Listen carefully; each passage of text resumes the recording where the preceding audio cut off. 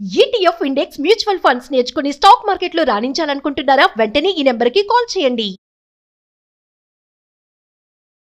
నమస్తే రమ్ గారు. నమస్తే జయ. రమ్ గారు, మనము సప్త చిరంజీవులు అని చెప్పుకుంటాం. అసలు ఎవరు వీరు?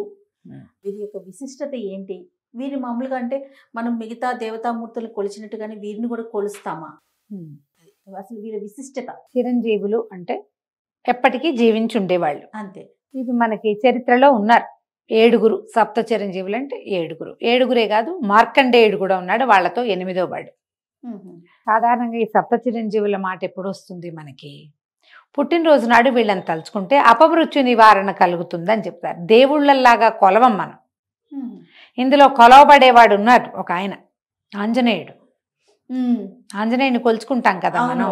ఆయన చిరంజీవి. ఇప్పటికీ హిమాలయాల్లో ఆంజనేయ స్వామి ఉన్నాడని కొన్ని ఫోటోలు అవి వస్తూ ఉంటాయి. అయితే మిగిలిన వాళ్ళు ఎవరికి ఇలాగా దైవికమైన ఇవి లేవు, కానీ వాళ్ళు చిరంజీవులుగా భయపడితే అలా వరాలు పొంది ఉన్నవాళ్ళు, శాపం పొందిన వాళ్ళు కూడా ఒకళ్ళు ఉన్నారు ఇందులో. వరమే అది శాపంగా పరిణమించింది. అశ్వత్థామ బలిర్వ్యాసో హనుమాన్స్య విభీషణ కృప పరశురామశ్చ సప్తైతే చిరజీవిన. అశ్వత్థామ, బలి, వ్యాసుడు, హనుమాను, విభీషణుడు. వ్యాసుడిని కూడా మనం కొలుస్తాం. వ్యాస పూర్ణిమ పండగ రోజున తలుచుకుంటాం. వ్యాస భగవానుడిని రోజు దండం పెట్టుకోవాల్సిన వాళ్ళలో వ్యాస భగవానుడు కూడా ఉన్నాడు. తర్వాత కృప పరశురామశ్చ. పరశురాముడు భగవంతుడి అవతారమైన ఆయనకేం మనం పరశురామ జయంతి ఏం చేసుకోం. ఉంది క్యాలెండర్లో ఒకరోజు పరశురామ జయంతి ఉంటుంది, కానీ మనం ఏం చెయ్యం. కృపుడు, కృపాచార్యుడు కూడా. వీళ్ళు 7 పొద్దుటిపూట తలుచుకోవాలి. ఇది ఎప్పుడు తలుచుకోమంటారు? పుట్టినరోజు నాడు. దీంతో పాటుగా ఈ 7 చిరంజీవులతో పాటు మార్కండేయం తథాష్టమం అంటారు. మార్కండేయుడు 8వ వాడు. వీళ్ళని గనక తలుచుకుంటే బర్త్డే రోజున, పుట్టినరోజు మన తిథో నక్షత్రము చూసుకుంటాం కదా, ఆ రోజున గనక పొద్దున్నే పాలు, బెల్లం, నల్ల నువ్వులు దేవుడికి నివేదన పెట్టి బెల్లము, నల్ల నువ్వులు, పాలు చెప్తారు. ఈ శ్లోకాన్ని గనక ఈ సప్త చిరంజీవుల్ని మార్కండేయుడితో పాటు 8 మందిని తలుచుకుంటే అపమృత్యు భయం లేకుండా ఉంటుంది అని. అయితే వీళ్ళల్లో ప్రతి వాళ్ళది వేరు గాథలు, ఎవరి కథ వాళ్ళదే. వీళ్ళలో అశ్వత్థామ ఒక్కడు మాత్రమే, పాపం అనకూడదు, దురదృష్టవంతుడు, చరిత్రహీనుడైపోయాడు. ఆయన పుటక అద్భుతమైన జన్మ అయినప్పటికీ ఆయన చరిత్రహీనుడుగా మిగిలిపోయాడు. బలి చక్రవర్తి. సంవత్సరానికి 2 సార్లు ఈ బలి చక్రవర్తిని బలిపాడ్యమి చేసుకుంటాం. తర్వాత ఏమో మన కను పండగ నాడు బలి చక్రవర్తి బయటకు వస్తాడని ఆయన కోసమే రథం ముగ్గేస్తాం మనం. బలి చక్రవర్తిని తలుచుకుంటాం. బలిది ఒక ప్రత్యేకమైన గాథ. భగవంతుడి చేత అణచబడి ఆయననే తన ఇంటికి కాపలా పెట్టుకున్నంత మహాభక్తుడు బలి. అదొక కథ. అశ్వత్థామది ఒకటి, బలి. తర్వాత వ్యాసుడు. వ్యాస మహర్షి కథ కూడా మనకు తెలిసిందే. ఆయన వల్లే మనకి ఒక గుత్తగా ఉండేటువంటి, ఒక పూర్తి స్వరూపంలో ఉండేటువంటి వేదాలని చతుర్భాగాలుగా చేశాడు. 4 భాగాలుగా విడదీసి వేదవ్యాసుడుగా పేరు పొందాడు ఆయన. వ్యాస పౌర్ణమి చేసుకుంటాం. అశ్వత్థామ బలి వ్యాసో హనుమాన్స్య విభీషణ. హనుమాన్, ఆంజనేయ స్వామి కథలు ఏముంది, నిత్యము ఆంజనేయ స్వామిని తలుచుకుంటాం మనం. ఆంజనేయుడు. తర్వాత హనుమాన్స్య విభీషణుడు. ఈ విభీషణుడు ఎవరు? రావణాసురుడి యొక్క తమ్ముడు. రాముల వారికి సహాయం చేసిన వాడు. ఆయన ఇప్పటికీ జీవించి ఉన్నాడని, ప్రతిరోజు శ్రీరంగం వస్తాడని చెప్తారు. శ్రీ రంగనాథుణ్ణి దర్శించుకుంటాడని, ఇప్పటికీ విభీషణుడు ప్రతిరోజు వస్తాడని, లంకలో ఉన్నారని ఒక కథ. ఆయన జీవించే ఉన్నాడు. తర్వాత కృప పరశురామశ్చ. కృపాచార్యుడు. ఈ కృపాచార్యుడు ఎవరు? మనం మొట్టమొదటి పేరు చెప్పుకున్న అశ్వత్థామకి స్వయాన మేనమామ. ఆయన కూడా చిరంజీవి. పరశురామశ్చ, ఆఖరివాడు పరశురాముడు. ఎవరు ఈయన? పెద్ద మనిషి. భగవంతుని యొక్క రకరకాల అవతారాలలో విష్ణువంశతోటి జన్మించిన వాడు పరశురాముడు. రామావతారంలో మనకి ఈయన కనిపిస్తాడు. మళ్ళీ కృష్ణావతార గాథల్లో కూడా భీష్ముడికి గురువుగా ఉన్నాడని, అదని మనం కర్ణుడికి గురువు అయ్యాడు పరశురాముడు. ఆయన తర్వాత యుగంలో కూడా కనపడతాడు. ఇప్పటికీ కూడా ఆయన జీవించే ఉన్నాడు. విష్ణువంశ సంభూతుడు పరశురాముడు. పరశురామశ్చ. వీళ్ళు 7 చిరంజీవులు. వీళ్ళతో పాటు మార్కండేయుడు 16 ఏళ్లకి మరణిస్తాడన్న మాటతోటి జన్మించి శివపూజతోటి శాశ్వతత్వాన్ని సంపాదించుకున్నవాడు మార్కండేయుడు. చిరంజీవిగా ఎప్పటికీ జీవించుంటాడు. మార్కండేయ ఆయుష్ అంటారు ఆయన. ఎప్పటికీ ఆయుష్ తీరదు. వీళ్ళని తలుచుకోవాలి. సో ఈ సప్త చిరంజీవులు అంటే 8 ఆయన మార్కండేయతో కలుపుకుంటే 8 మంది అవుతా ఉన్నారు కదా రమ్మగారు. ఎవరి గొప్పతనం వాళ్ళదేనండి. అంతే, ఎవరి గొప్పతనం వాళ్ళది, ఎవరి పుటక వాళ్ళది, ఎవరి జన్మ రహస్యం వాళ్ళది. వరాలతో పుట్టినవాడు, వరంతో పుట్టినవాడు అశ్వత్థామ. బలిచక్రవర్తి ప్రహ్లాదుని యొక్క మనవడు. ప్రహ్లాదుని యొక్క మనవడు బలిచక్రవర్తి. అక్కడి నుంచి విభీషణుడు చూడు, విభీషణుడిది ఇంకొక ప్రత్యేకమైన గాథ. ఆయన ఇద్దరు అన్నదమ్ములు ఎవరు? ఇద్దరు రావణ కుంభకర్ణులు. వీళ్ళెవరు? జయ విజయులుగా ఉండి సనక సనందనలతోటి శాపం పొందినటువంటి జయ విజయులు వైకుంఠంలో జయ విజయులు శాపం పొంది రావణ కుంభకర్ణులుగా జన్మించారు. ఆ రావణ కుంభకర్ణులుగా జన్మించిన వాళ్ళ తాలూకు సోదరుడుగా జన్మించాడు విభీషణుడు. వాళ్ళిద్దరూ శాపగ్రస్తులు. వాళ్ళిద్దరు వెళ్ళిపోయారు. వెళ్ళి మళ్ళీ పుట్టడానికి వెళ్ళారు. మళ్ళీ పుట్టారు కదా, ముందు హిరణ్యాక్ష హిరణ్యకశిపులుగా పుట్టారు మొదట. అక్కడి నుంచి రావణ కుంభకర్ణులుగా పుట్టారు. ఈ రామావతారం పరిసమాప్తి అయ్యేసరికి విడిపోయి మళ్ళీ కృష్ణావతారంలో శిశుపాల దంతవక్తులుగా మళ్ళీ జన్మించారు. కానీ విభీషణుడు జీవించే ఉన్నాడు ఇప్పటికే. వాళ్ళతో పాటు పుట్టినవాడు. మళ్ళీ వీళ్ళతో పాటు పుట్టింది ఎవరు? శూర్పణఖ. శూర్పణఖ, రావణుడు, కుంభకర్ణుడు, విభీషణుడు తర్వాత శూర్పణఖ జన్మించింది. రాక్షసులతోటి జన్మించిన వాడొకడు, ఒక్క ఆయన చూడండి, భగవంతుని అనుచరుడుగా ఉండి, రామావతారంలో రాముల వారికి అనుచరుడుగా ఉండి, ఆయన పట్టాభిషేకం చూసి ఆయన తాము పూజించేటువంటి రంగనాథ స్వామి విగ్రహాన్ని విభీషణుడికి ఇచ్చారట. రాముల వారు ఆ విగ్రహాన్ని తీసుకుని వెళ్తూ ఆయనే శ్రీరంగంలో వదిలిపెట్టేశాడని చెప్తారు. అక్కడ ఉన్న స్వామి రాముల వారు వాళ్ళు పూజించిన స్వామిగా చెప్పబడుతుంది. అదొక గాథ, ప్రత్యేకమైన కథ. అతను ఇప్పటికీ జీవించే ఉన్నాడు. విభీషణుడి కథ చూడు, డిఫరెంట్ గా కనపడుతుంది. విభీషణుడి కథ అంతా చెప్పుకుంటే అది ఇంకొక వేరే చరిత్ర అవుతుంది. అవునా? ఇప్పుడు పరశురాముడి కథ చూడు. ఆయన భగవంతుని అవతారంగా జన్మించాడు. అంశ పూర్ణాంశ కాదు, కానీ అది ఆయన జన్మించింది ఎప్పుడు? రామావతారానికి కొంత ముందు, బాగా ముందు కాదు, అదే యుగంలో, త్రేతాయుగంలోనే జన్మించి ఒక ఋషి సంతానంగా పుట్టాడు. ఆయన ఋషి సంతానంగా పుట్టి ఏం చేశాడు? పుట్టడమేమో బ్రాహ్మణ వంశంలో పుట్టి క్షత్రియులు చేసేటువంటి క్షాత్ర విద్యని అవలంబించాడు. బ్రాహ్మణులు ఏం చేయాలి? యజ్ఞం యాగం చేయాలి, పౌరోహిత్యం. ఇప్పుడు పౌరోహిత్యం చేస్తున్నారు. పూర్వకాలం ఏం చేసేవాళ్ళు? యజ్ఞ యాగాదులు చేసుకునేవాళ్ళు. జమదగ్ని మహాముని ఆయన తపస్సు చేసుకునేవాడు, యజ్ఞ యాగాదులు చేసేవాళ్ళు. ఆయన కొడుకైన పరశురాముడు మాత్రం ఏం చేశాడు? ఆయుధం పట్టి 21 సార్లు భూమండలం అంతా తిరిగి క్షత్రియులని సంహరించాడు. ఎలాంటి విపరీత క్రియ. మళ్ళీ రామావతారం వచ్చేసరికి రాముడిని ప్రత్యక్షంగా కలిసి బాలకాండలో చివరి ఘట్టం ఇదే, పరశురామ పరాజయం. అదే భార్గవ పరాజయం చాలా ప్రత్యేకమైన ఘట్టం. ఒక పూర్తి సర్గ ఉంటుంది దాని మీద. ఇది ఎంత ప్రత్యేకమైందంటే జయ, ఏదైనా తీవ్రమైన సమస్యల్లో ఉన్నప్పుడు రామాయణంలోంచి పరశురామ పరాజయ ఘట్టాన్ని గనక చదువుకుంటే సమస్యలు తీరుతాయి. అంటే అంశావతారుడైన వాడు పూర్ణావతారుడితోటి కలిసినప్పుడు ఆయనకి మధ్యలో జరిగినటువంటి ఒక శక్తి తాలూకు ట్రాన్స్ఫర్మేషన్ అటు ఇటు ఆ ఘట్టం చదివి తీరాలి. అది చదువుకుంటే కనుక చాలా సమస్యలు తీరుతాయి తప్పకుండా. వీళ్ళందరూ కూడా ప్రత్యేకమైన వ్యక్తులు. ఎవరి కథ వాళ్ళది విశేషమైనదే. అందరిలోకి చిన్న కథ కృపాచార్యుడిదే. కానీ మొదటి నుంచి భారతంలో కనపడుతూనే ఉంటాడు ఆయన. అంటే ఇప్పుడు మనం అనుకున్న దాని ప్రకారం చూసుకుంటే చాలా వరకు చిరంజీవులుగా ఇంకా ఉన్నారనే అనుకోవాలి. చిరంజీవులు అంటే జీవించున్నట్టే వాళ్ళు అంతే కదా రమ్మగారు. 8 మందిని అనుకోవాలి. 8 మంది ఉన్నారు. కానీ ఎవరిది వారిది మీరు అన్నట్లుగా ఎవరి కథ వాళ్ళదే. ఒక్కొక్క కథ నిదానంగా చెప్పుకుందాం. సో సప్త చిరంజీవిలో మొట్టమొదటి చిరంజీవి ఎవరు? ఆయన ఇంకా జీవించే ఉన్నారని అనుకుంటున్నాం కాబట్టి ఆయన చరిత్ర ఒక్కసారి. మొట్టమొదటి వాడు అశ్వత్థామ. అయితే సప్త చిరంజీవుల్లో మిగిలిన వాళ్ళందరూ అద్భుతమైన చరిత్ర కలిగిన వాళ్ళు. ఈయన కొంత భగవంతుని శాపానికి గురైన వాడు అశ్వత్థామ. అద్భుతమైన పుట్టుక కలిగిన వాడే, కానీ జీవితం అంతా అద్భుతాలే ఉన్నాయి ఆయనకి.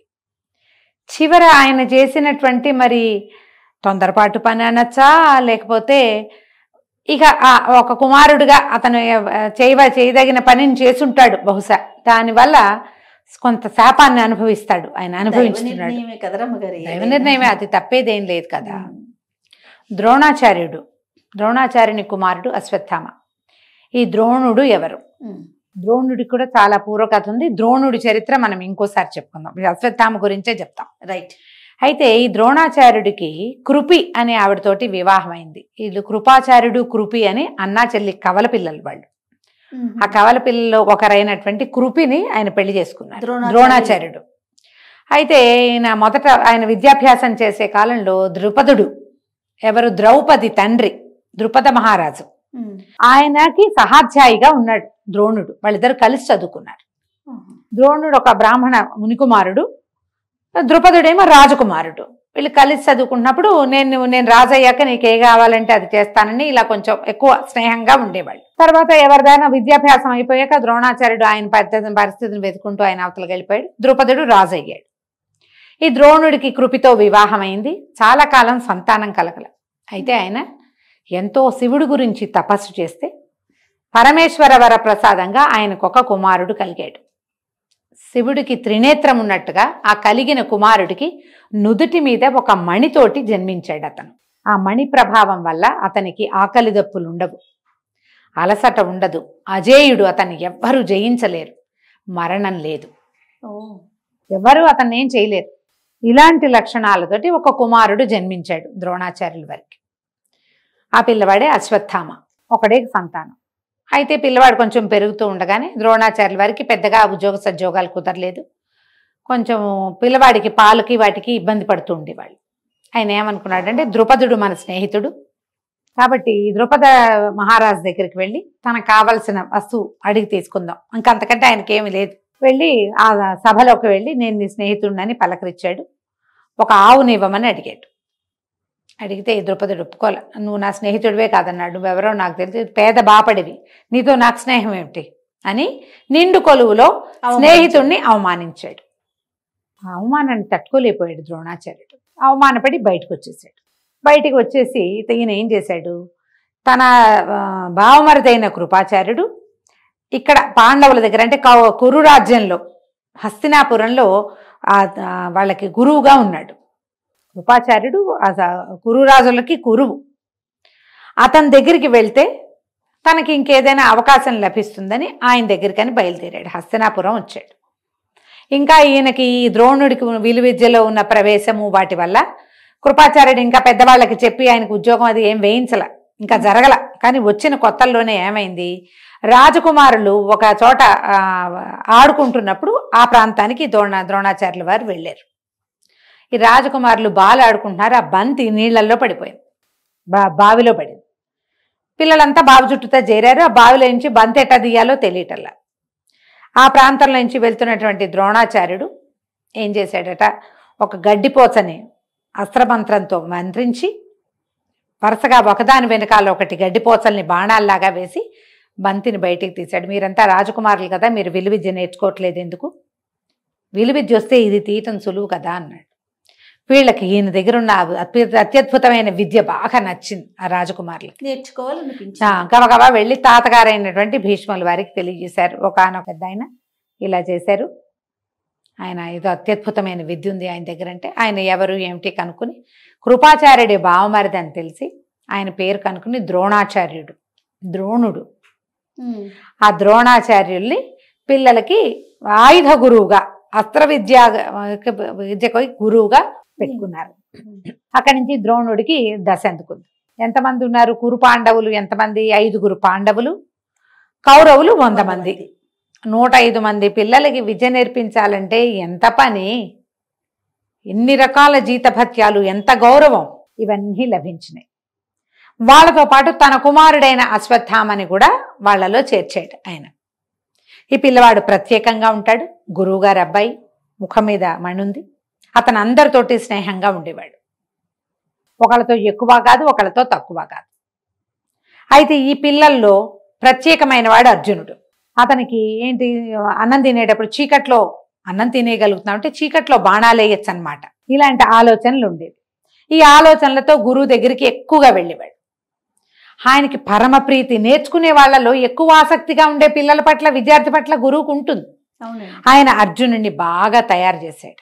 అర్జునుడితో పాటు ధీటుగా తన కుమారుడిని కూడా తయారు చేస్తూ, అర్జునుడు సంయమి అంటే నిదానిస్తాడు, తొందరపాటు వాడు కాదు, విసురున బాణం వేయడు, యుద్ధకాంక్ష కలిగిన వాడు కాదు, పోరాట పటిమ ఉన్నవాడు. పటిమ ఉంది కానీ తనంతట తను పోరులోకి దిగే మనస్తత్వం ఉన్నవాడు కాదు, సంయమనం కలిగినవాడు.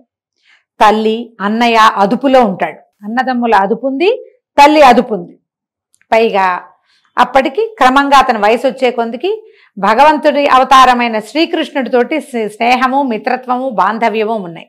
వాళ్ళకి స్వయాన మేనత్త కుమారుడు, ఆయన మేనమావ కొడుకు. దానివల్ల భగవంతుని యొక్క అదుపులో ఉన్నవాడు, కొంచెం నిదానిస్తాడు. కానీ అశ్వత్థామ అదుపున్నవాడు కాదు, శీఘ్ర తీవ్ర కోపి, చటుక్కుని వస్తుంది కోపం అతనికి. అందుకని కొన్ని విద్యలు అతనికి చెప్పినవి ఒకటి అరా తన కుమారుడికి ద్రోణుల వారు చెప్పలేదు, శిష్యుడికే ఎక్కువ ఇంపార్టెన్స్ ఇచ్చారు. ఇలా కాలం గడిచింది. తర్వాత కౌరవులకి పాండవులకి పడటం మానేసింది. వాళ్ళు వీళ్ళు బాధించుకున్నారు, చిన్న పొన్న గొడవలైనాయి. తర్వాత ఏమో మాయాద్యూత క్రీడ ఆడారు, పాండవులు వనవాసానికి వెళ్ళారు, మళ్ళీ తిరిగి వచ్చారు. ఈ మధ్యలో ఏమైంది, పాండవులు కౌరవుల విద్య అయిపోయాక ఈ ద్రోణాచార్యుల వారు అతన్ని అడిగారు, వీళ్ళని శిష్యుల్ని, మీకు చదువు అయిపోయింది అని చెప్తే వాళ్ళంతా ఏమన్నారు, గురుదక్షిణ ఇస్తామన్నారు. గురుదక్షిణగా ఆయన ఏం అడిగాడు, ద్రుపదుడిని జయించండి నా కోసం. అతని నుంచి అవమానపడ్డాను కాబట్టి ద్రుపదుడిని జయించమంటే ఈ మొత్తం 105 మంది వెళ్ళారు. కౌరవుల్ని అతను తిరగొట్టేసేట ద్రౌపదుడు. కానీ పాండవులు 5 ద్రుపదుడిని పట్టేశారు. వాళ్ళు గట్టివాళ్ళు కదా, ఎంత వీళ్ళు కొట్టుకున్నా మళ్ళీ గురువు గారు చెప్పగానే అందరూ కలిసి వెళ్ళారు. వాళ్ళు అన్ని చాలా చోట్ల కలిసే ఉన్నారు. వాళ్ళు కౌరవ పాండవులు చాలా విషయాల్లో కలిసే ఉన్నారు. రాజసూయం చేసినప్పుడు వీళ్ళందరూ వాళ్ళ ఇంట్లో పనిచేశారు, వెళ్ళి కలిసే ఉన్నారు. లోపల ఉండేది మంట, అయిష్టం. కానీ పాండవులు మాత్రం అయిష్టాన్ని ప్రదర్శించే వాళ్ళు కాదు, సంయములు వాళ్ళు. వాళ్ళ అమ్మ కంట్రోల్ ఉండేది, వాళ్ళ మీద అట్లా అనకూడదు, మాట్లాడకూడదు, లొంగి ఉండాలని చెప్పేది ఆవిడ. ఊరుకునేవాళ్ళు. వాళ్ళకి కంట్రోల్కి వచ్చే తక్కువ. వాళ్ళలో వాళ్ళని పైగా 100 మంది మాట్లాడుకునేటప్పుడు రకరకాలు బయటపడిపోయేవి. ద్రుపదుడిని జయించి ఈయన ద్రోణుడికి అప్పచెప్పారు పాండవులు. అప్పచెప్తే ఆయన అర్ధరాజ్యం అశ్వత్థామది అందులో. మరి ఆయన కుమారుడు రాజు అయ్యాడు. సగం రాజ్యానికి తను రాజుగా అయ్యాడు, మిగిలిన రాజ్యాన్ని వదిలిపెట్టేశాడు. నేను ద్రుపదుడి రాజ్యం ద్రుపదుడికి ఇచ్చేశాడు. ఈ ద్రుపదుడు ఏం చేశాడు, ఆయన ఆ మంటను సహించలేక ద్రోణుణ్ణి చంపే కుమారుడు తనని గెలిచిన అర్జునుడిని వివాహం చేసుకునేటువంటి కన్య కుమార్తె కావాలని యజ్ఞం చేశాడు ఆయన. అర్జునుడు నచ్చాడు, అర్జునుడే తనని జయించింది, కానీ అర్జునుడి మీద కోపం లేదు, అర్జునుడు తనకు కావాలి. ఎవరి వల్ల అర్జునుడు తనని జయించాడో అతనిని చంపడానికి ఒక కుమారుడు కావాలి. వ్యక్తుల్లో అలా ఉంటాయి మనస్తత్వాలు. మహాభారతంలో ఎన్ని రకాల మనస్తత్వాలు కనపడతాయో. ఆయన బ్రహ్మాండంగా యజ్ఞం చేసి యజ్ఞంలోంచి ఒక యుద్ధవీరుడైన కుమారుణ్ణి, కన్యగా జన్మించినటువంటి ఒక కుమార్తెని పొందాడు. కుమారుడు దృష్టద్యుమ్నుడు, కుమార్తె యాజ్ఞసేని ద్రౌపది. ఆవిడ కన్యగా జన్మించింది, బాలికగా పుట్టల, వివాహయోగ్య కన్యగా జన్మించింది. యజ్ఞకుండంలో నుంచి పుట్టింది ఆవిడ. యాజ్ఞసేని ఆమె పేరే అది. వీళ్ళిద్దరు పుట్టారు. వీళ్ళని అద్భుతంగా ఉంచుకున్నాడు. ఆయనకి ఇంకా సంతానం ఉన్నారు, ద్రుపదులు బోళ్ళంత మంది ఉన్నారు, సంతానం ఉన్నారు, తమ్ముళ్ళు ఉన్నారు. కానీ ఈ ప్రత్యేకమైన క్రియల కోసం ఈ ఇద్దరిని పుట్టించాడు ఆయన. తర్వాత కాలంలో ద్రౌపది వీళ్ళకి భార్యే అయ్యింది. ఇలా కథ నడిచింది. ఈ రాజసూయం చేశారు, వాళ్ళ మీద వీళ్ళకు కోపం వచ్చింది, మాయా దూతం ఆడారు, వాళ్ళు అడవికి వెళ్ళారు, మళ్ళీ తిరిగి వచ్చారు. ఈ దూతంలో వాళ్ళని పూర్తిగా ఓడించి అన్ని శపథాలు చేశారు, గందరగోళంగా చాలా కథ నడిచింది. యుద్ధం అనివార్యం అయ్యింది. ఈ మొత్తం కథలో ద్రోణాచార్యుడు కానీ అశ్వత్థామ కానీ సామ్రాజ్యాన్ని విడలేదు. వాళ్ళకి పాండవ పక్షపాతం ఉంది, పాండవులంటే ప్రీతి ఉంది.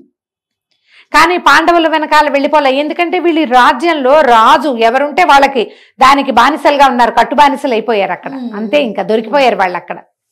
పాండవులంటే ప్రీతున్నా వాళ్ళ వెనకాల వెళ్ళల. ధృతరాష్ట్రుడు రాజుగా ఉన్నాడు, రాజును సేవించడమే రాచకొలువులోనే ఉన్నారు వీళ్ళు. అశ్వత్థామకి సొంత రాజ్యము ఉంది కొంత, ఎందుకంటే ఈ ద్రుపద రాజ్యం అతనికి తండ్రి వల్ల దొరికింది కదా. ఇక్కడే ఉన్నారు. యుద్ధం వచ్చేసరికల్లా వీళ్ళందరూ కౌరవుల పక్షానే యుద్ధం చేయవలసి వచ్చింది. కృపాచార్యుడు, ద్రోణాచార్యుడు, అశ్వత్థామ, భీష్మాచార్యుడు ఎలాగో వాళ్ళ సొంత తాత వాళ్ళకు ఉండనే ఉన్నాడు. కౌరవుల పక్షానే యుద్ధం చేశారు. కౌరవుల పక్షాన యుద్ధం చేసినా తమ శిష్యుల పట్ల ప్రీతి పోగొట్టుకోలేదు ద్రోణాచార్యుడు. ఆయన సర్వసైన్యాధ్యక్షుడుగా ఉన్నాడు, చెరిగి పారేశాడు సైన్యాన్ని. ఆయన ఎట్లా మరణిస్తాడో వీళ్ళకి తెలియలే. ఆయన కొట్టలేరు వీళ్ళు.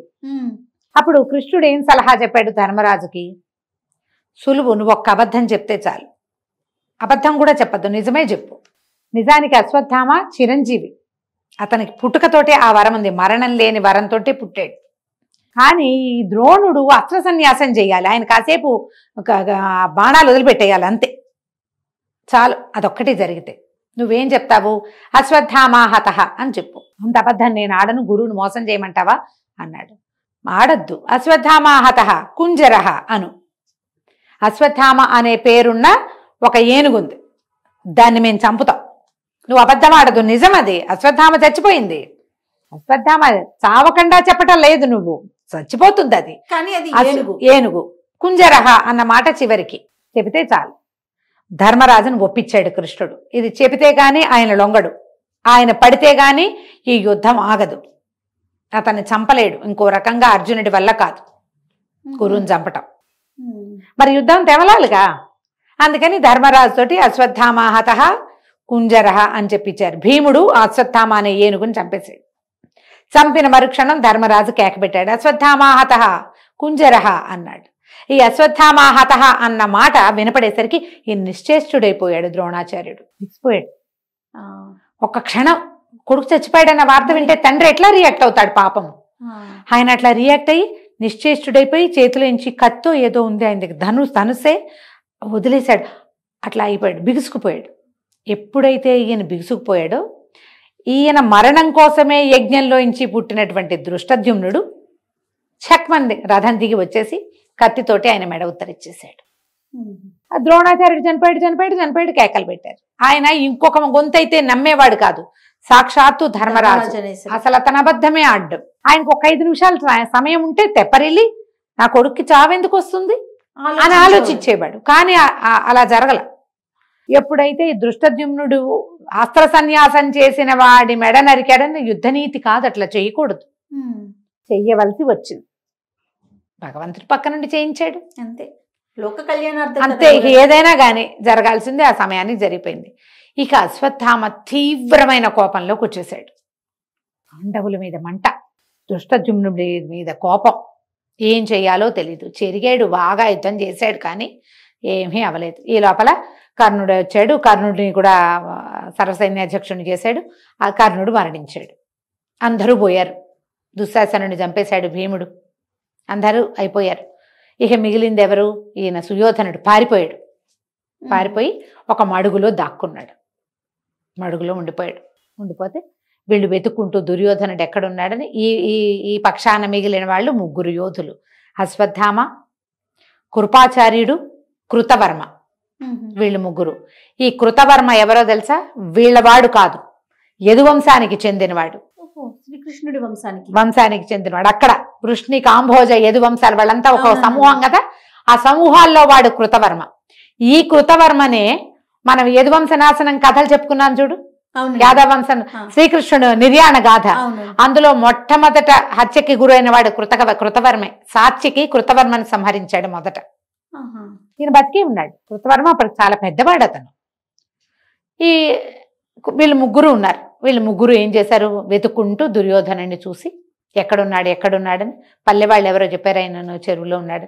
అక్కడికి వెళ్ళారు. వెళ్తే సరే దుఃఖపడ్డారు, ఎంతో దుఃఖం కష్టం వెళ్ళబోసుకున్నారు. మీ నాన్నని ఇలా చంపేశారు చూసావా, అదే ఇదే అన్నాడు. అంటే అశ్వత్థామకి మళ్ళీ గుర్తొచ్చింది తన తండ్రి ఎట్లా మరణించాడు.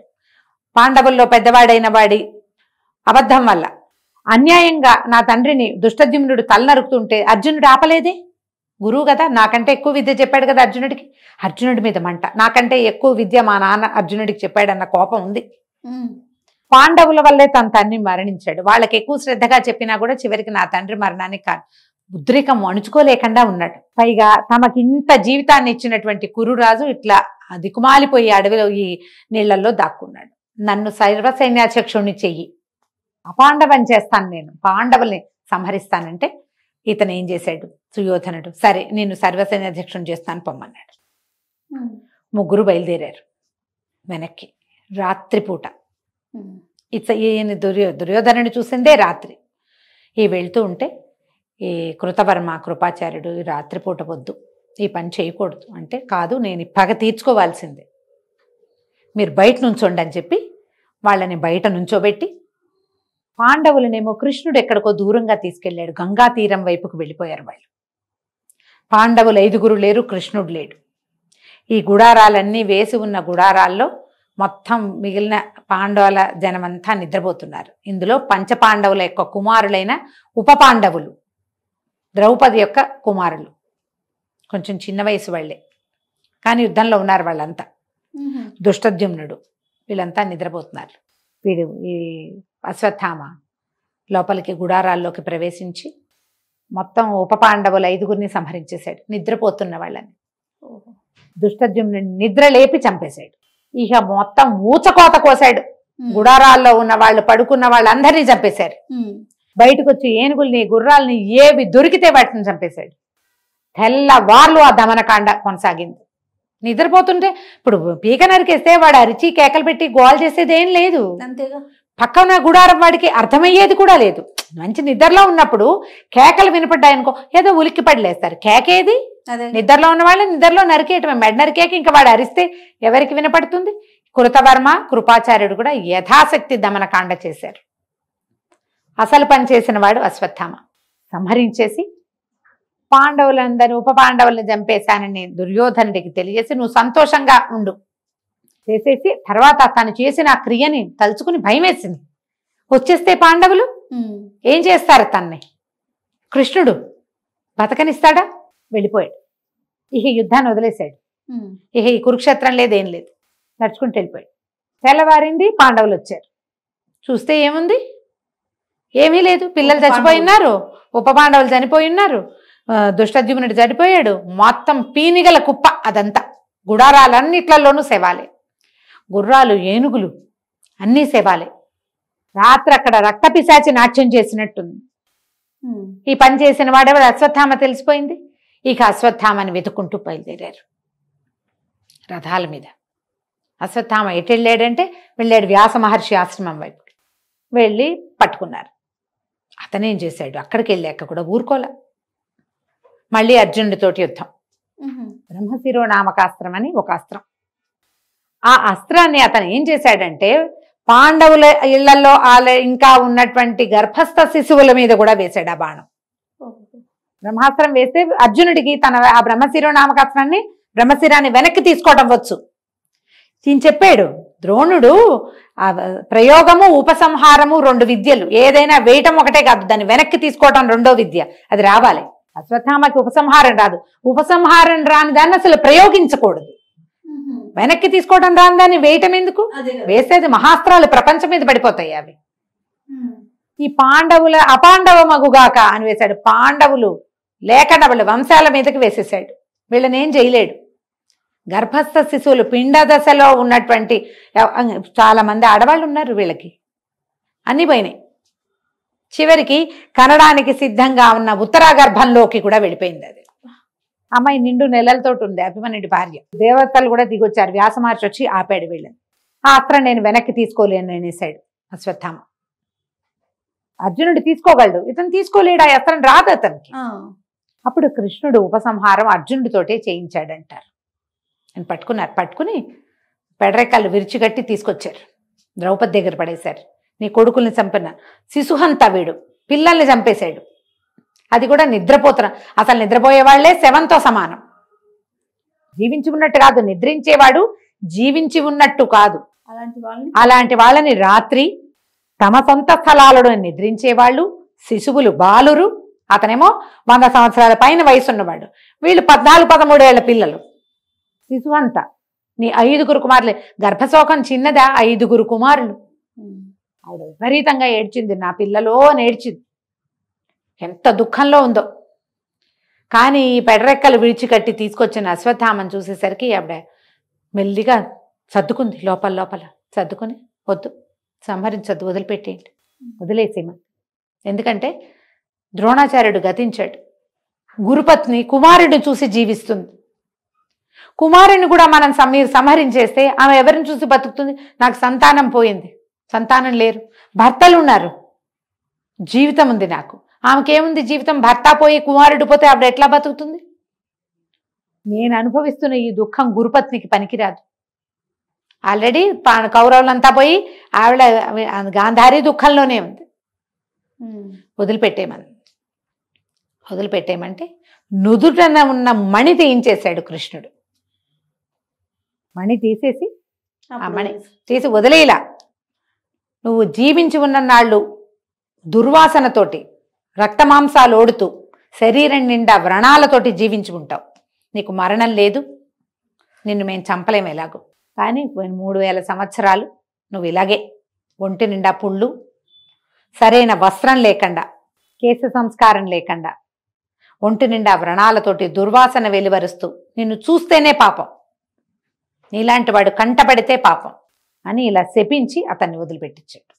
చిరంజీవిగా ఉన్నా కూడా శాపగ్రస్తుడైపోయాడు ఆయన. ఆ మణిని తీసుకున్నారు. ఆ మణిని ధర్మరాజుకు చేయించిన కిరీటంలో పొదిగించారంటారు. ఆయన కిరీటం పెట్టుకున్నాడు కదా, అందులో ఉండిపోయింది అది.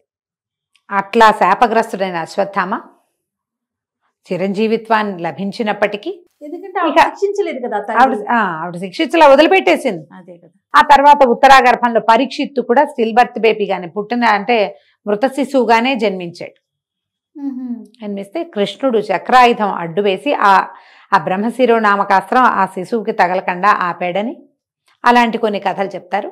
ఈయన వెళ్ళి పిల్లవాడిని బతికించాడు. ఇదొక్కతే, ఇంకెవ్వరూ లేరు మాకు. ఆవిడ ఏడ్చింది, ద్రౌపది ఏడ్చింది, సుభద్ర ఏడ్చింది. ఒక శిశువు నీ మేనల్లుడి కుమారుడు ఇంత యుద్ధం చేశాక వీళ్ళ తర్వాత ఈ రాజ్యాన్ని పరిపాలించేవాడేడి అని పరమ దుఃఖంతో ఆడవాళ్ళిద్దరూ చెల్లెళ్ళిద్దరూ శోకిస్తే ఆయన ఆ ఉత్తరాగర్భస్థ శిశువుని మాత్రము కాపాడాడు. ఆయన తన బలాన్ని అడ్డం పెట్టి ఆపాడనమాట. భగవంతుని యొక్క చర్య. దానివల్ల పరీక్షిత్ మహారాజు జీవించాడు. ఆ పరీక్షిత్తుని అక్కడ తర్వాత 35 సంవత్సరాలు, ఈ యుద్ధం అయిన తర్వాత 35 ఏళ్లకి అతన్ని రాజుని చేసి పాండవులు మహాప్రస్థానానికి వెళ్ళిపోయారు. వీళ్ళందరి కథలు ముగిసినాయి. కానీ వీళ్లతో పాటే చిన్నతనం నుంచి ఉండి యుద్ధంలో అజేయుడుగా నిలబడిన అశ్వత్థామ మాత్రం ఈ ఒక తొందరపాటు, ఆ తండ్రి మరణం వల్ల అతనికి వచ్చిన కష్టము, దుఃఖము, తమని ఇంత వాళ్ళని చేసినటువంటి కురు సామ్రాజ్యానికి పట్టాభిషిక్తుడు కావలసిన సుయోధనుడి యొక్క దుస్థితిని చూసి కదిలిపోయి వీళ్ళ మీద కోపం, ఆయన మీద జాలి. నిజానికి అతని వల్లే ఇదంతా జరిగిందని అనిపించాల ఆ సమయంలో. వాళ్ళకు ఒక 5 ఊళ్ళు ఇస్తే సరిపోయేదిగా. వాళ్ళు మాకు రాజు అక్కర్లేదన్నారు, 5 ఊళ్ళు ఇవ్వు చాలన్నారు. సూది మన మోపినంత స్థలం ఇవ్వనన్నాడు. రాజ్యాల కోసమే. అతని తొందరపాటు, అతని మొండితనం వల్లే ఇదంతా సంప్రాప్తించింది. అతని తండ్రి మరణానికి దుష్టద్యుమ్నుడి కంటే ప్రధానమైన కారణం సుయోధనుడే కారణం. కానీ మూలకందం అతడే. కానీ ఆ సమయానికి అందరినీ పోగొట్టుకుని ఆ నీళ్లలో మడుగులో దాక్కుని ఎవరు లేక అలోలక్షణాన్ని అఘోరిస్తున్న దుర్యోధనుని చూసి ఆయన స్థితి పట్ల జాలి, తండ్రి మరణం పట్ల ఆక్రోశంతో ఈత చేయకూడని పని చేసినందువల్ల ఆయనకి ఇలాంటిది సంప్రాప్తించింది. బ్రాహ్మణుడు తర్వాత తమకి వీళ్ళందరూ ఏమిటి, తన తండ్రి యొక్క శిష్యులు అన్నదమ్ములతో సమానం. హిందీలో గురుభాయ్ అంటారు. గురువు గారి పిల్లలు సోదరతుల్యులు, ఆవిడ తల్లి అన్నదమ్ములు. మరి నువ్వు చేసిన పని ఏంటి? సొంత పిల్లల్ని చంపుకున్నట్టే కదా. అంతేగా.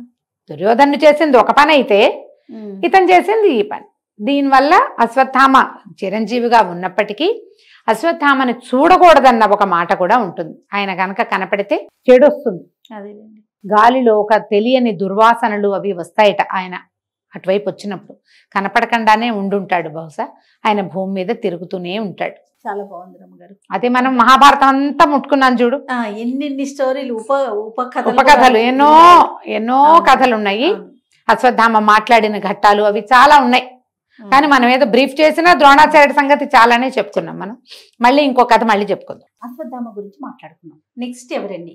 బలి చక్రవర్తి. అశ్వత్థామ బలిర్ వ్యాసో కదా. ఈ బలి చాలా గొప్పవాడు, మహాదానపరుడు. ఎలాంటి దానపరుడు అంటే భగవంతుడికే దానం చేయగలిగిన వాడు. భగవంతుడికి దానం చేయటం అనే ఒక అత్యద్భుతమైన క్రియ కోసం ప్రాణాల మీద ఆశ వదిలేసుకున్నాడు ఆయన. భగవంతుడికి దానం చేయటం అంటే ఇంకేం లేదు, అంతే కదా. అర్థమైనా కూడా ఆ దానం చేసే దాంట్లో నుంచి బయటికి రాల. బలి జన్మతః రాక్షసుడు, ప్రహ్లాదుడు ప్రహ్లాదుడు ఎవరు? హిరణ్యకశిపుని కుమారుడు, అవును. మహాహరిభక్తుడు. అసలు వైష్ణవోత్తములు, భాగవతోత్తములు, భక్తులు అనగానే ప్రహ్లాద నారద పరాశర పుండరీక చెప్తారు. ఆ భక్తుల లైన్లో మొట్టమొదటి వాడు ప్రహ్లాదుడు. అవును. మహావిష్ణు భక్తుల వరసలో పరంపరలోనే మొదటివాడు ప్రహ్లాదుడు. ఆయన కుమారుడు విరోచనుడు. విరోచనుడి కుమారుడు బలి. అంటే ప్రహ్లాదుడికి సాక్షాత్తు సొంత మనవడు. కానీ సహజంగా రాక్షస గుణం. ముత్తాతకున్నట్టుగా హిరణ్యకశిపుడికున్నట్టుగా విష్ణుద్వేషం ఉన్నవాడు కాదు, భక్తుడే. ప్రహ్లాదుడంత తీవ్ర భక్తి లేదే ఉన్నట్టుగా చూపించకపోయినా భగవంతుని పట్ల భక్తి, నిదానము, వినయము ఉన్నవాడే. కానీ ఈయనకి త్రిలోకాలని జయించాలన్న కోరిక. ముల్లోక సామ్రాజ్యం కావాలి, భూలోకంలో ఉన్నారు, స్వర్గాధిపత్యం కావాలి. ఆ కోరికతోటి ఈయన ఎన్నో యాగాలు చేశాడు. స్వర్గం మీద దండెత్తి వెళ్ళాడు కూడా. ఒకసారి ఓడిపోయాడు. రెండోసారి శుక్రాచార్యుడిని తనకి గురువుగా పెట్టుకుని విశ్వజిద్ది అనే ఒక యాగం, అద్భుతమైన యాగం చేసి స్వర్గాధిపత్యాన్ని సంపాదించాడు. స్వర్గాన్ని గెలిచాడు. స్వర్గానికి రాజే దేవేంద్రుణ్ణి తరిమి కొట్టేశాడు. ఈ దేవతలందరూ చెట్టుకొకరు పుట్టకొకరు అయిపోయారు. అలాగని బలి దుర్మార్గుడు, యజ్ఞయాగాదులు ఆపేవాడు కాదు, స్వయంగా యజ్ఞాలు చేసేవాడు అతను. లోకాధిపత్యం కావాలి, త్రిలోకాధిపత్యం, స్వర్గం జయించేసుకున్నాడు అంతే. ఇంకా దేవతల్ని చెలకట్టనివ్వల. ఇక వాళ్ళకి లభించవలసినవన్నీ తనే పుచ్చుకున్నాడు. అవి మామూలుగా యజ్ఞం చేస్తే యజ్ఞంలో నుంచి వెళ్ళే హవిస్ అంతా కూడా దేవతలకు కదా చెందేది. అవునండి. అలాంటివి కాకుండా చేసుకునేవాడు.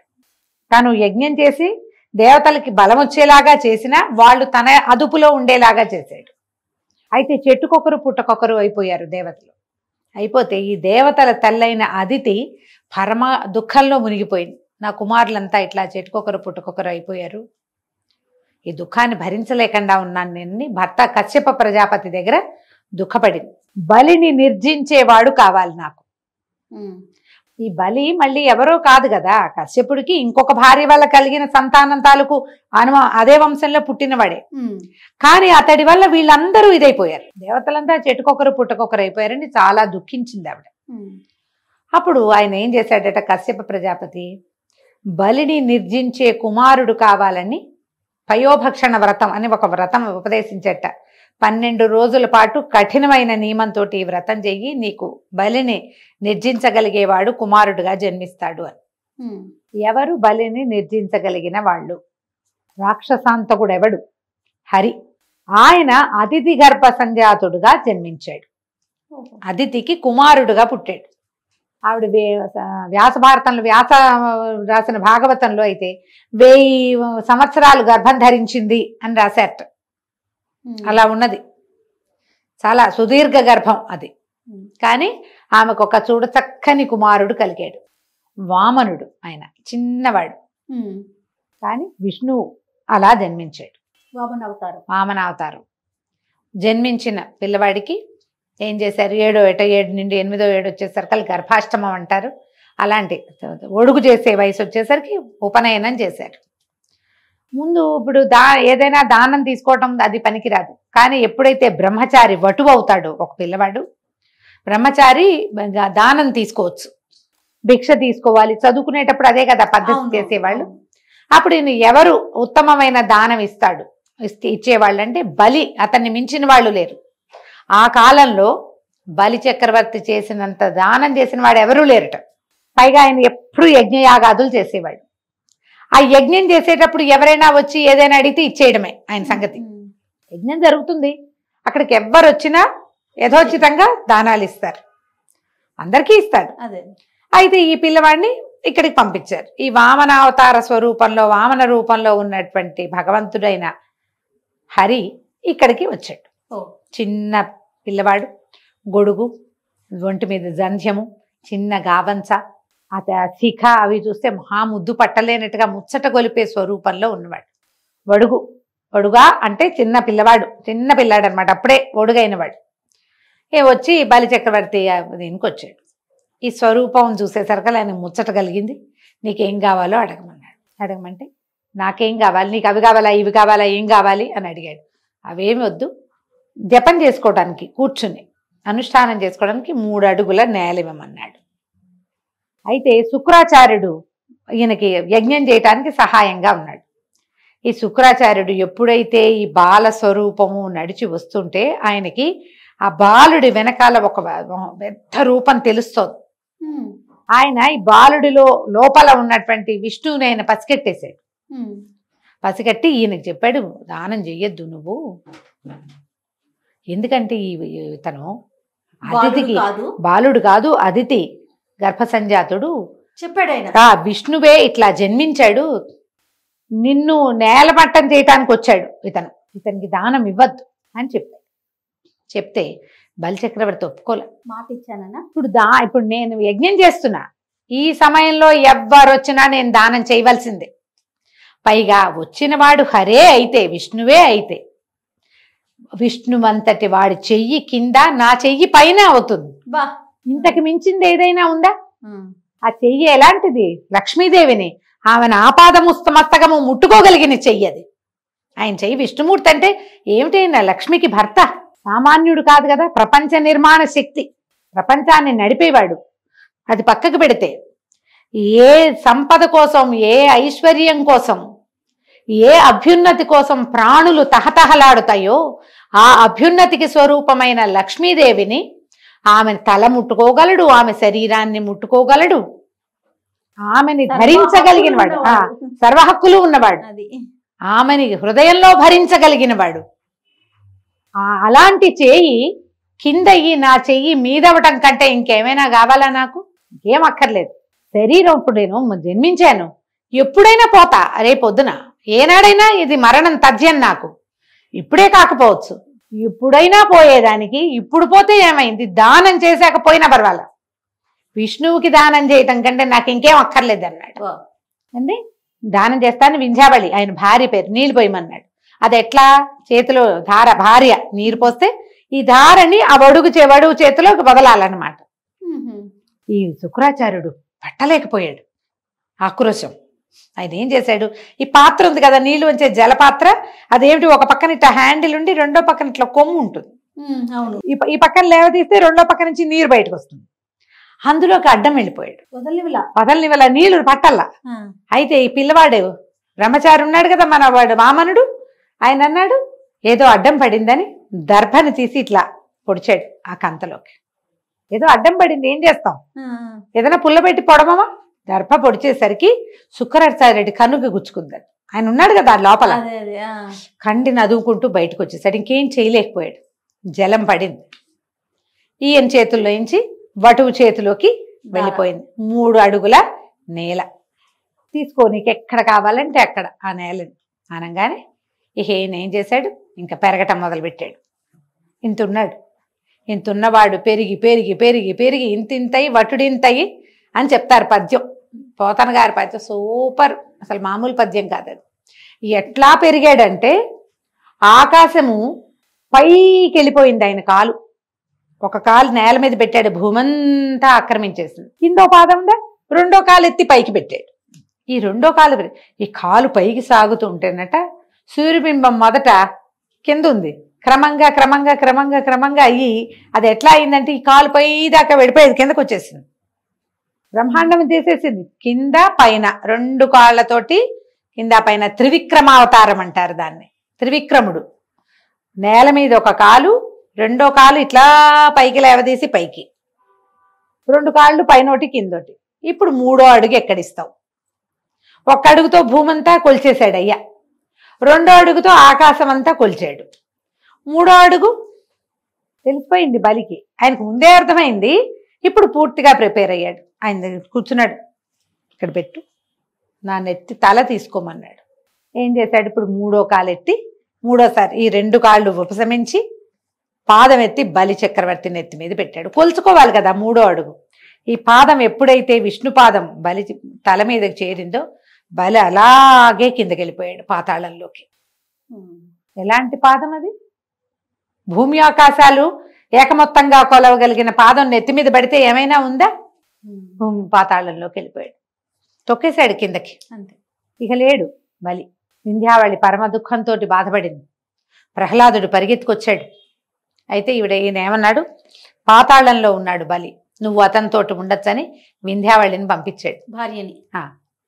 ప్రహ్లాదుడికి వరం ఇచ్చాడు, దేవేంద్రుడికి అతని రాజ్యం అతనికి ఇచ్చేసేయండి, ఈయన సంహరించను నేను. బలికి సంహారం కాదు, కేవలము కిందకి మాత్రమే చేశాం. పాతాళానికి రాజుగా ఉంటాడు బలి. ఇక భూమిదే, ఇక్కడ ఎవరు ప్రభు ఉంటే వాళ్ళది, తర్వాత వంశం వాళ్ళు రాజ్యం చేసుకోవచ్చు. ఈ స్వర్గాధిపతి అయిన దేవేంద్రుడికి వెళ్ళిపోతుంది, చిరంజీవిగా ఉంటాడు. బలి ఎప్పటికీ జీవించే ఉంటాడు. ఇక త్రిలోకాధిపత్యం లేదు, పాతాళానికి మాత్రమే అధిపతి. సంవత్సరానికి 2 సార్లు భూమి మీదకి అతను రావచ్చు, భూలోక సంచారానికి 2 సార్లు వస్తాడు. బలిపాడ్యమి నాడు వస్తాడట ఒకటి. రెండోది ఎప్పుడు వస్తాడు? సంక్రమణం మర్నాడు, ఉత్తరాయణం వచ్చిన మరుసటి రోజున బలి భూలోక విహారానికి రావచ్చు. ఒక్కసారే వస్తాడని కొన్ని కథల్లో చెప్తారు, అది కూడా ఉత్తరాయణం మర్నాడు, కనుమనాడు. మనం అందుకే కదా రథం ముగ్గులేసుకుంటాము. అవునండి. ఒక ఇంటి రథాన్ని 2వ ఇంటికి కలుపుతాము, ఆ రోజుని మినువులు వండుతారు, చాలా చేస్తాం మనం కనుమనాడు. బలి చక్రవర్తికి ఆహ్వానం పలుకుతాం, బలి వస్తాడని. పాడ్యమి నాడు కూడా కొన్ని చోట్ల కొన్ని ప్రాంతాల్లో బలి చక్రవర్తికి ఆహ్వానం పలుకుతారు. ఆ పాడ్యమి నాడే త్రివిక్రమావతారం జరిగిందన్న మాట కూడా కొన్ని చోట్ల కనపడుతుంది. ఇట్లా భగవంతుడికే దానం ఇచ్చినటువంటి బలి చిరంజీవిత్వాన్ని పొందాడు. కానీ ఎంత బాగుంది రమ్మగారు, సప్త చిరంజీవులు నిజంగా ఏ కథ వినలేదే అని అనిపిస్తా ఉంది నాకు మాత్రం. ఏ కథ ఎవరి గొప్పతనం వాళ్ళదే. అయితే ఈ బలి చక్రవర్తి కథని చెప్పినా విన్నా, భగవంతుడి పట్ల ద్వేషంతో ప్రవర్తించిన పాపం పోతుంది. అప్పుడప్పుడు దేవుడు లేడు అంటాం మనం, దేవుడు ఉంటే ఇలా జరుగుతుందా, ఏం దేవుడు, పాపిష్టి దేవుడు, ఇలా మాట్లాడతాం మనం. దేవుడి పట్ల ఒక్క అపచార వాక్యం పలికిన అది పాపం కింద పరిణమిస్తుంది. జయ, ఆ పాపం కాస్త పోతుంది. అద్భుతం. బలికథ వింటే గనక అది పోతుంది. తర్వాత ఆయన కుమారులు వీళ్ళు అంతా రాజ్యం చేశారు. కానీ ఈ వామనావతారంలో ఉన్నటువంటి భగవంతుడు ఇతన్ని తొక్కేశాక ఆయన తపస్సుకు వెళ్ళిపోయాడని తర్వాత అవతారం చాలించేసినట్టుగా చెప్తారు. వామనావతారం కేవలం బలి నిగ్రహణానికి మాత్రమే, అంతే. ఇతన్ని లొంగదీయటానికి ఇంకో దారి లేదు. అదే, ఇతన్ని ఆ రకంగా చేయగలిగిన వాడు ఎవరూ లేరు, అక్కడ లేరు ఇంకెవరు. ఈయన వల్ల కుదిరింది కదా. ఈ భాగవతంలో పోతన గారు రాసిన తెలుగు పద్యాలు ప్రతి పద్యము మహాద్భుతంగా ఉంటాయి. కుదిరితే ఈ వామన చరిత్ర మా భాగవతంలోది చక్కగా ప్రత్యేకంగా చదువుకోవచ్చు. దానివల్ల కూడా మనకి ఎక్కడి నుంచి వస్తున్నాయో సమస్యలు అర్థం కాని కొన్ని పరిస్థితులు ఉంటాయి, ఏమిటో వచ్చేస్తుంటాయి ప్రాబ్లమ్స్, ఆ సమస్యలు తీరుతాయి వామన చరిత్ర చదివితే. అవకాశం ఉన్న వాళ్ళు అది కూడా చదువుకోవచ్చు. ఈరోజు ఏ చిరంజీవి గురించి చెప్తున్నారండి? అశ్వత్థామ, బలి చెప్పేశాం. అవును. వ్యాసుల వారి గురించి చెప్పుకున్నాం. భారత జాతి అసలు తెల్లవారు లేచి భూదేవికి దండం పెట్టాక ఎవరికి మొట్టమొదట దండం పెట్టాలంటే ప్రతి భారతీయుడు నమస్కరించవలసింది వేదవ్యాసుడికే. అంతటి చరిత్ర, అంతటి మహానుభావుడు, మామూలు వాడు కాదు ఆయన. వ్యాసుడే లేకపోతే మనకి భారతం లేదు, భాగవతం లేదు, కృష్ణుడు లేడు, అష్టాదశ పురాణాలు లేవు, వేదాలకి 4 చతుర్విధాలు లేవు, మన విధి విధానమే లేదు కదండి. వేదం లేదు భారతదేశానికి. అమ్మో, కేవలం వ్యాసుడి వల్లే మనకు అందింది అది. ఆయనే అష్టాదశ పురాణాలు రాశాడు. భగవంతుణ్ణి సులువుగా పొందటం ఎలా అనేది కలియుగపు మానవులకి తెలియచేసిన, తెలివిడి కలిగించిన మహానుభావుడు వేదవ్యాసుడు. ఆయన గురించి తెలుసుకోవాల్సిందే. వేదవ్యాసుల వారి జననమే చాలా విచిత్రమైన గాథగా ఉంటుంది. పూర్వం అంట వసువు అని ఒక రాజు ఉండేవాడు. ఈయన చాలా పరాక్రమవంతుడు. ఇంద్రుడికి సహాయం చేస్తే ఆ ఇంద్రుడు ఒక విమానం ఇచ్చేట ఆయనకి, వసువుకి ఇస్తే ఆ విమానంలో తిరిగేవాడు. ఉపరిచర వసువు అనేవారు ఆయన్ని, పైన తిరగలిగేవాడు. అయితే ఆ టైంలో ఆయన రాజ్యం చేస్తున్న కాలంలో శుక్తిమతి అని ఒక నది కోలాహలుడనే ఒక పర్వతాన్ని చుట్టి ప్రవహించేదట. ఈ నదీ పర్వత సంగమం వల్ల ఆ శుక్తిమతి అనే నదికి 2 సంతానం కలిగారు. గిరిక, వసుపదుడు అలాంటి పేరు చెప్తారు. ఈ గిరికని, ఈ పిల్లలిద్దరిని ఆవిడ ఆ ప్రాంతానికి ప్రభు అయిన, భూమికి ప్రభు అయిన వసువుకి అప్పచెప్పింది. ఆ గిరికని వివాహం చేసుకున్నాడు వసువు. అయితే ఒకనాడు ఆయన ఏం చేశాడట, ఎక్కడికో అడవికి వెళ్ళాడు. అద్భుతంగా ఉందట ఆ వాతావరణం. అప్పుడు ఆయనకి భార్యను తలుచుకున్నాడు. భార్యా వ్యామోహంతో ఆయనకి వీర్యం పతనం అయిపోయిందట. ఆయన ఏం చేశాడట, ఒక ఆకు దొప్పలో వీర్యాన్ని పట్టి ఒక డేగకిచ్చేట, నా భార్యకి అందజెయ్యి అని. ఆమె సంతానార్థిగా ఉంది, ఈ వీర్యాన్ని అందించమన్నట్టు. ఆ డేగ పట్టుకెళ్తూ ఉంటే, చిత్రమైన కథ చూడు ఎంత వింతగా ఉంది. ఆ పట్టుకెళ్తుంటే, అది తీసుకెళ్తూ ఉంటే ఇంకొక డేగ అదేదో ఆహార పదార్థం అనుకుని దీని మీదకి వచ్చిందట. అది పడిపోయింది కిందకి. అది పడిపోతే అక్కడ ఒక నదిలో అద్రిక అనేటువంటి ఒక అప్సరస చేప రూపంలో తిరుగుతోంది. ఆ పైనుంచి పడిన దాన్ని చేప మింగేసిందట. తర్వాత జాలర్లకి అద్రిక దొరికింది. ఆ చేప జాలర్లు పొట్ట కోస్తే అందులో ఒక 2 సంతానం కనపడ్డారు, ఒక ఆడపిల్ల ఒక మగపిల్లవాడు. అప్సరస ఈ పొట్ట కోయగానే అప్సరస శాప విముక్తి అయి వెళ్ళిపోయింది. కానీ వసురాజు వల్ల, ఈయన వసువు వల్ల కలిగినటువంటి ఈ 2 సంతానం ఉన్నాయి. ఈ చేపలలో కడుపులో పుట్టినటువంటి ఈ పిల్లలిద్దరిని ఈ మత్స్యకారులు ఏం చేశారట, వాళ్ళ ప్రాంతానికి రాజు, మత్స్య దేశానికి రాజు అయినటువంటి దాశరాజుకి అప్పచెప్పారు. ఆయన ఆ కుమారుణ్ణి కుమార్తెని ఆయన పెంచుకున్నాడు, ఆ పిల్లల్ని పిల్లవాడిని. కుమారుడు మత్స్య దేశానికి రాజు అయ్యాడు. ఆ కుమార్తె మత్స్యగంధి పేరుతోటి ఈయన దగ్గర దాశరాజు దగ్గర పెరిగేది. ఈ అమ్మాయి ఏం చేసేది, గంగా నది దాటిచ్చేది వచ్చిన వాళ్ళందరికీ. ఆమె నుంచి ఒక చేపల వాసన వచ్చేదట, మత్స్యగంధి. చేప పొట్టలో కదా పుట్టింది, చేపల వాసన వచ్చేది. అయితే ఒకనాడు ఏమైందట, పరాశరుడు అనే మహర్షి గంగానది దాటడానికి ఈ అమ్మాయి పడవెక్కాడు. ఈవిడ మహాద్భుత సౌందర్యవతి, భూమండలానికి చక్రవర్తిగా, ఆ ప్రాంతానికి చక్రవర్తిగా ఉన్న రాజు వలన ఒక అప్సరస కడుపులో జన్మించింది. ఈమె చాలా సౌందర్యవతి. ఈ పరాశరుడు ఆమెను కోరాడు. ఆమె ఏమందంటే, మీరు మహర్షి, నేనేమో కన్యని, నా తండ్రికి ఏం సమాధానం చెప్తాను అంటే, ఆయన ఏమన్నాడు, నీ కన్యాత్వం భంగం కాకుండా నీ పొందుని నేను తీసుకోగలనని చెప్పాడు. ఇదంతా ఇంత పట్టపగలు అందరూ కనపడుతూ ఉంటారు. పడవలో నువ్వెట్లా నన్ను పొందుతావంటే, ఏం కాదు ఇదంతా అని చుట్టూతా ఒక చీకటిని సృష్టించాడట ఆయన. ఆ పడవ ఎవరికీ కనపడకుండా చీకటి దాంట్లో, కృష్ణద్వీపం అంటారు, ఒక నల్లటి చుట్టూతా ఒక ద్వీపం లాంటిది ఏర్పడిందట. ఈ పరాశరుడు ఎవరు, వశిష్ఠ మహర్షి కుమారుడైనటువంటి శక్తి యొక్క కుమారుడు పరాశరుడు. ఈ పరాశరుడు చాలా గొప్ప మహర్షి, ఎవరు అలాంటిది కలగచ్చు. కానీ ఇక తను ఎవరిని కోరాడో ఆమె కన్యాత్వం భంగం కాకుండా ఆమెని నేను పొందగలనని చెప్పాడు. అయితే ఆ అమ్మాయి ఏమంది, ఇంకా భయపడింది ఆవిడ. ఆ పిల్ల చిన్నపిల్ల, ఈయనేమో చాలా పెద్ద సీనియర్ ఋషి. అమ్మాయి ఏమందంటే, నా నుంచి చేపల వాసన వస్తుంది, నువ్వు ఋషివి, సంయమివి, నా నుంచి వచ్చే ఈ చేపల గంధాన్ని నువ్వు ఎట్లా భరిస్తావంటే, కాదు, నీ నుంచి సుగంధం వచ్చేలాగా చేస్తాను నేను. నువ్వు ఎక్కడ నిలబడితే అక్కడి నుంచి యోజనం వరకు, కొన్ని మైళ్ళ వరకు నీ నుంచి సుగంధం వస్తుంది. నువ్వు మత్స్యగంధివి కాదు, ఇక నుంచి యోజన గంధివి నువ్వు అని చెప్పాడు. ఆమెతోటి గడిపాడు ఆ పడవలో. ఆమెకి వెంటనే ఒక కుమారుడు కలిగాడు. ఈ నల్లటి ద్వీపంలో పుట్టడం వల్ల కృష్ణద్వైపాయనుడు అన్నారు ఆయనే వ్యాస మహర్షి. ఈయనెంత చిత్రమైన జన్మ కలిగిన.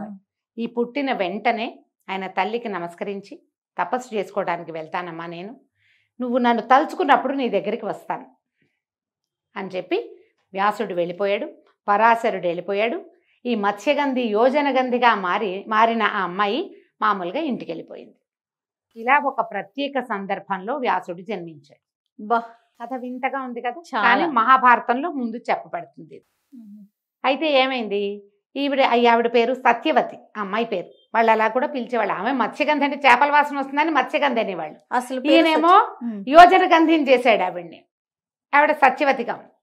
తర్వాత కాలంలో ఏమైంది, ఈ ప్రాంతానికి రాజైనటువంటి శంతనుడు ఈమెను ప్రేమించాడు, ఈ సత్యవతిని.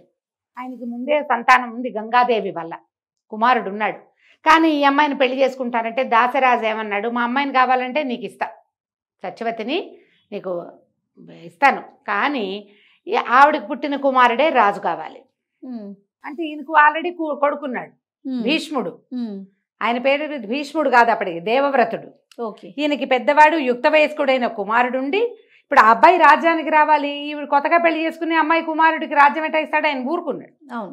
ఊరుకుంటే ఆయన ఆవిడ్ని తలుచుకుని బాధపడుతున్నాడని కుమారుడైనటువంటి దేవవ్రతుడు తెలుసుకుని అతను దాశరాజు దగ్గరికి వచ్చి, నీ కుమార్తెని నా తండ్రికి ఇచ్చే వివాహం చేయి, నాకు రాజ్యం అక్కర్లేదు, ఈవిడికి పింతలికి పుట్టిన సంతానానికి రాజ్యం ఇప్పిస్తానన్నాడు. దాసరాజు అన్నాడు, నాయన ఇవాళ నువ్వు ఒప్పుకుంటావు, రేపొద్దున నీకు పెళ్ళి అవుతుంది, నీకు పిల్లలు పుడతారు, మా నాన్న రాజ్యం వీళ్ళకి ఇచ్చారని వాళ్ళు అడగరా? రేపొద్దునైనా ఈ సమస్య వస్తుంది, ఆయన వద్దు మా అమ్మాయిని మీ నాన్నకి ఇవ్వనంటే ఆయన ఏమన్నాడు వెంటనే, కాదు అసలు నేను వివాహమే చేసుకోను, ఆ జన్మాంతము బ్రహ్మచారిగా ఉంటానని భీషణమైన ప్రతిజ్ఞ చేశాడు తండ్రి వివాహం కోసం. ఈ ప్రతిజ్ఞ తర్వాత ఏమైంది? దాసరాజు ఒప్పుకున్నాడు, తండ్రి బాధపడ్డాడు, కానీ సత్యవతిని వివాహం చేసుకున్నాడు. భీష్ముడు ఇంకా పెళ్లి చేసుకోవాలి. భీష్ముడిది ఒక ప్రత్యేకమైన గాథ మళ్ళీ ఇంకోసారి చెప్పుకుందాం, ఈ లైన్లో ఆయన లేడు కదా. ఈ వివాహం అయిన తర్వాత ఆవిడకి 2 కుమారులు కలిగారు రాజుగారి వల్ల, శంతనుడి వల్ల. చిత్రాంగదుడు, విచిత్ర వీరుడు. వీళ్ళు కొంచెం సామాన్యమైన వాళ్ళు, వాళ్ళని భీష్ముడే రక్షించేవాడు. ఒకడు మరణించాడు, 2వ వాడికి వివాహం చేయాలని సంకల్పించారు.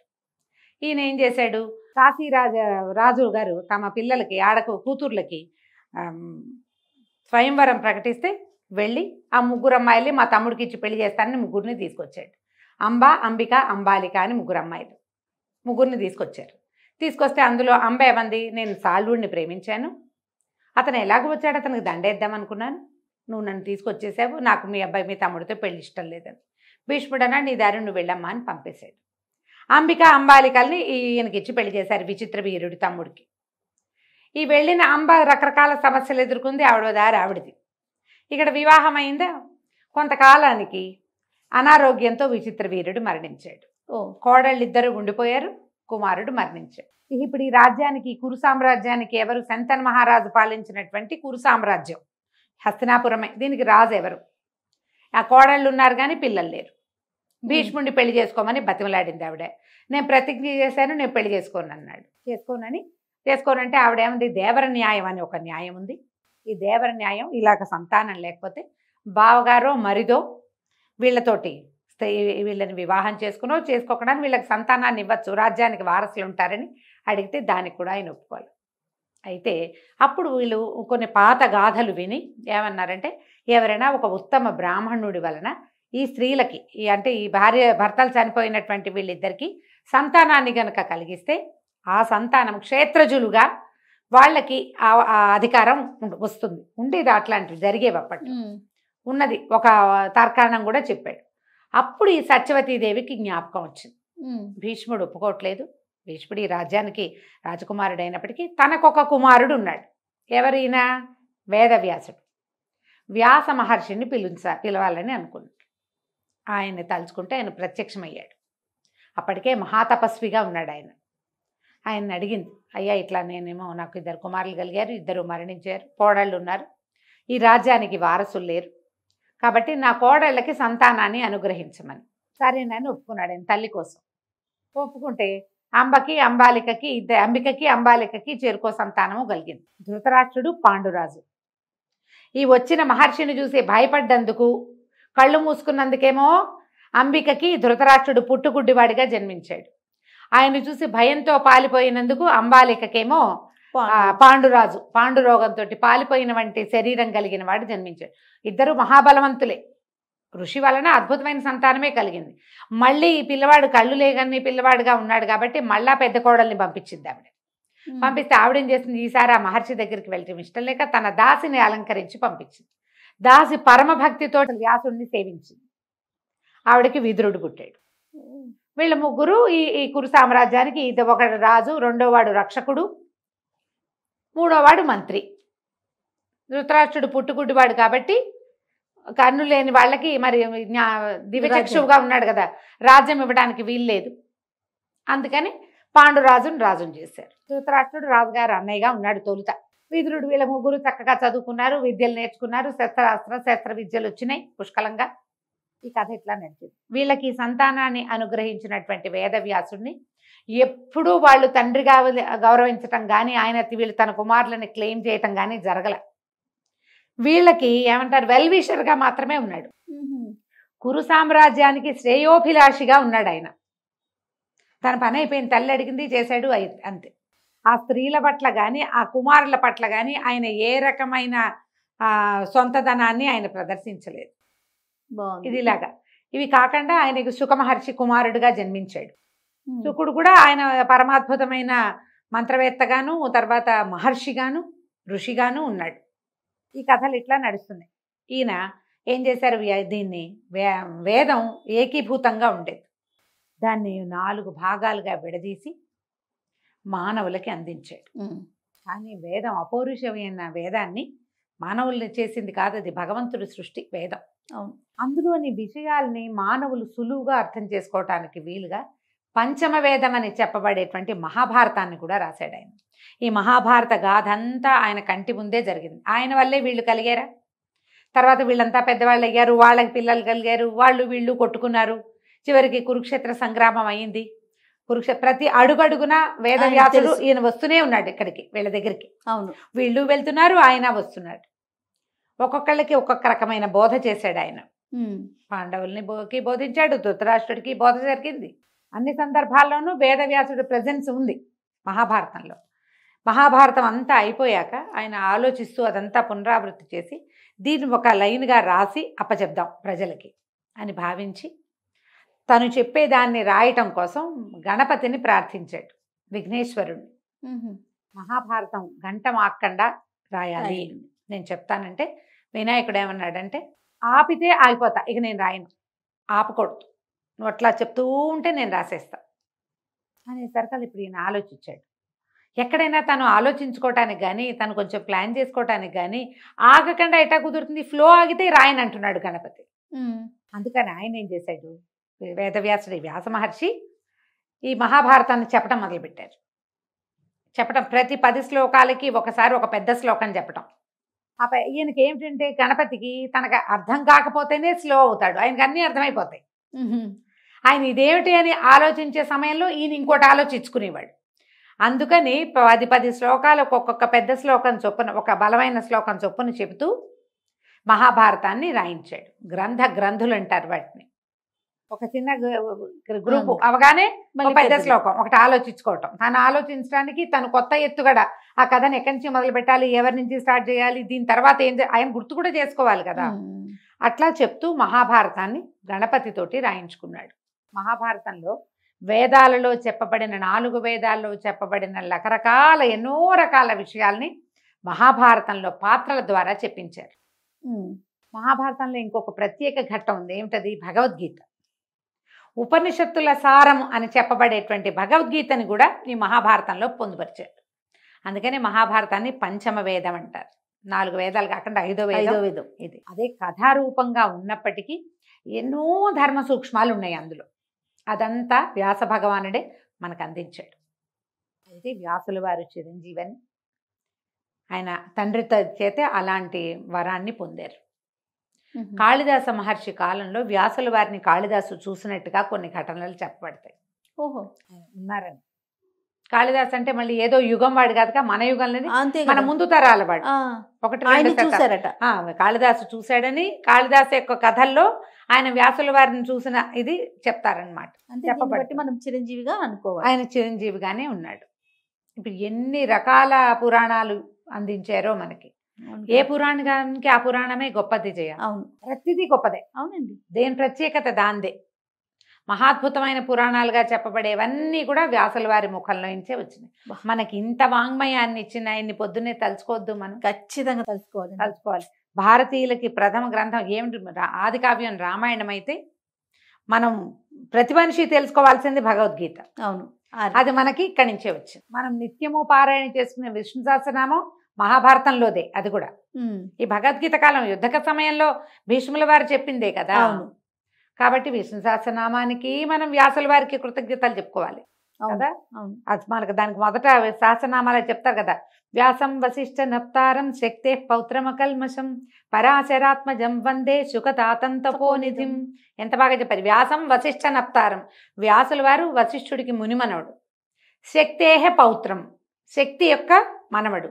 పరాశరాత్మజుడు, వాళ్ళ నలుగురిని చెప్పారు. వశిష్ఠుడు, శక్తి, పరాశరుడు, వ్యాసుడు.